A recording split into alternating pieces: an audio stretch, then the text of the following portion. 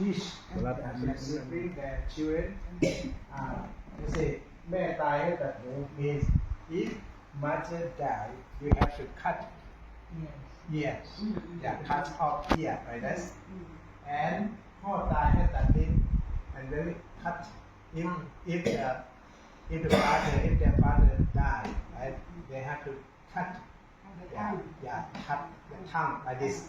and then what happened this is just teaching only so meaning means what when we were children when we were young when we were their son their daughter if father and mother teach by tongue right and then we receive the message by ears so the good words the good thing the good action you have to keep in your mind when the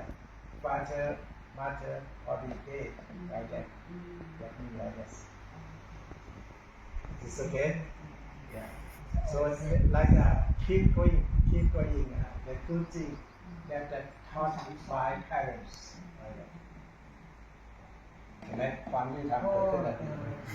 เมื่อกี้ได้ยินเข้าใจว่าได้ยอมคุม เนี่ยภาพเหล่านี้คือมันอธิบาย